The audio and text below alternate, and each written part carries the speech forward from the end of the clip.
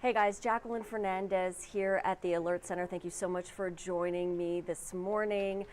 Today we're chatting about yet another scam that's out there. So there's a Better Business Bureau scam alert for emergency scams. These are more commonly known as grandparent scams. So it's usually, unfortunately, just preying on these old people to think that the scammer is like a loved one, and then they need money, of course, and then it just kind of goes downhill from there.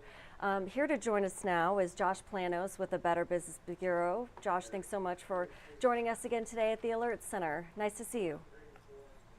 Thanks so much for having me, Jacqueline. It's a pleasure to be here. Of course.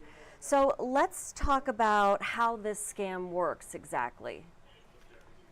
Yeah, so a lot of times unsolicited communication is really the start. So you get a phone call, somebody tells you that someone you care about is in a particularly vulnerable situation. At least lately, what we have monitored is that these are also targeting parents of college students, right? If you know that your student has been is away on campus, perhaps living independently for the very first time, they will be told that that child has been arrested and that they need bail money. Uh, Scammers have been known to even send things like fake mugshots, leading many terrified parents to actually send money, only to realize later that it's a con.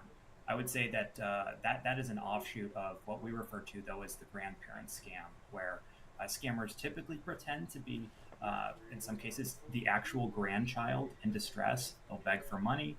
Grandparents are, of course, very interested in helping. They want to, get that child out of that situation as quickly as possible. But only later do they discover that that grandchild was actually not in danger. But these scams are incredibly targeted, Jacqueline. I mean, this is Sure. not just somebody pretends to be a child, right? This has an artificial intelligence component whereby you can actually create the sound of a grandchild's voice, and you can do that very easily with Yeah, that's things like social terrifying. I media mean, videos. sorry to interrupt you real quick, but I mean, I read that and highlighted that. I mean, scammers are getting very creative. They're using AI to help them hurt people. Yeah, social media is a fantastic opportunity to connect with people in theory, and the reality is also that if your privacy settings aren't adjusted correctly, that personal information can get in the hands of someone who can create entire personas, mimic the sound of your voice to do any number of things, right? And it's not that everyone is using social media in this way, but it is that the technology has gotten to such a degree that it's really hard to know what communication you're receiving is legitimate, isn't manufactured, right? Something that increasingly all of us are going to need to wrestle with on a societal level because the technology is so great that it's really challenging to know that someone on the other end of the line isn't actually who they are identifying themselves as. Right, yeah, and that's very scary stuff. So there are several tips to spot this scam. So we have resist the urge to act immediately, know what your family members are sharing online, don't send money if you are unsure about the call. That sounds like a big red flag to me. And if you're told someone will come to your home to pick up this money in person, make sure you alert the authorities too. So is there one of those that you kind of want to highlight for us? Yeah, I would say the easiest one, right, to get our arms around is this is an opportunity to be more in touch with what your family is doing, right? If you know that your family is not taking a trip overseas, if you know that your child has your phone number stored, so they would call you directly, maybe not from the number that you were dialed by. All of that information is incredibly helpful in the aggregate, particularly when you can completely avoid some of that communication that really doesn't make a ton of sense, right? And you just kind of accept hook, line, and sinker the reality that is being painted for you.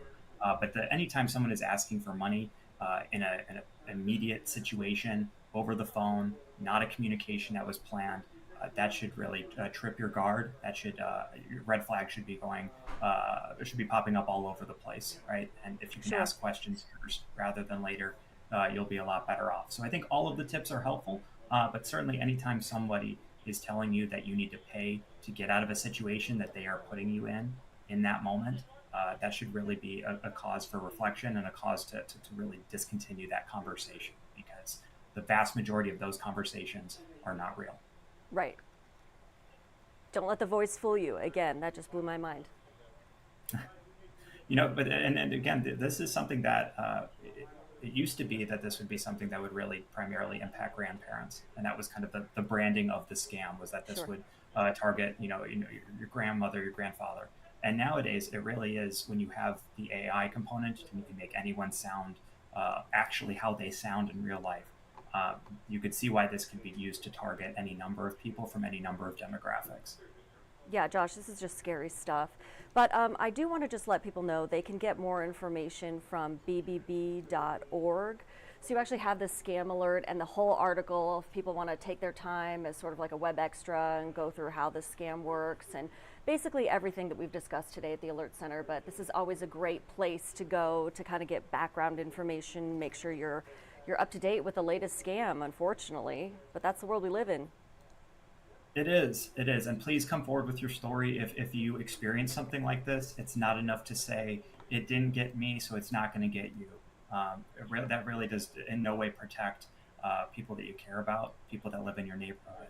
So please come forward with your experience if you do see or hear about something like this. Let us know. That's why we're here. Okay, wonderful. Josh Planos with the Better Business Bureau, thanks again for joining us today at the Alert Center, and we'll be seeing you soon. Thanks, Jacqueline. All right, have a good day. All right, so if you're just joining us at the Alert Center, we're just chatting with Josh Planos with the Better Business Bureau, talking about these emergency scams that are kind of more, I guess, known as grandparent scams. They call your grandparent, tell you you're a loved one who's in jail and they need to get money quickly, and that's a big red flag, obviously. So we were just chatting about that. Again, you can find more information on this scam on the Better Business Bureau's website. So that's bbb.org, and here's the article for you. And as you just saw, we're going to head over to our website. That's WOWT.com, and that's where you can go to get more information on all the stories we're working on today, local and otherwise. Our top story at this moment on our website, Nebraska officials talk long-term impact of Supreme Court school voucher decisions. So we've got that going on for you. You can kind of scroll down and take a look at our top headlines. But remember, you can always head there for more information, so that's good to know. All right, now this is the part I have some fun with. I like to pretend I'm a meteorologist for 5 seconds. But thankfully, Senior Chief Meteorologist Rusty Lord has this handout, so I'm not faking it too much. So let's take a look outside, shall we?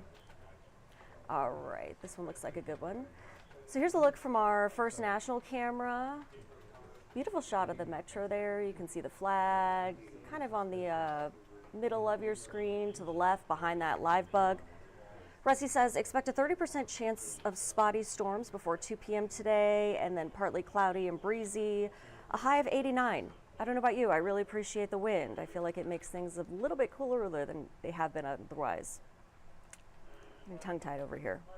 All right, tonight, Rusty says 30% chance of spotty storm overnight, very low severe potential, so that's good, I'll take that. We've been through our fair share of extreme weather. A low of 71. What a beautiful evening.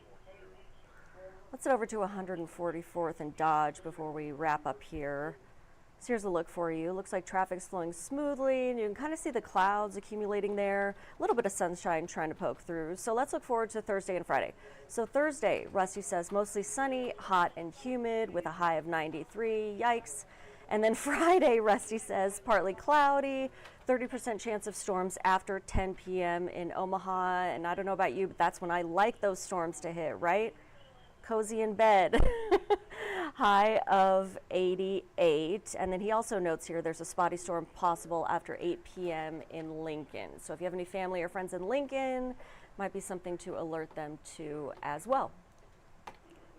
But in the meantime, thank you so much for joining me here at the Alert Center. Really appreciate your help kind of getting this all underway.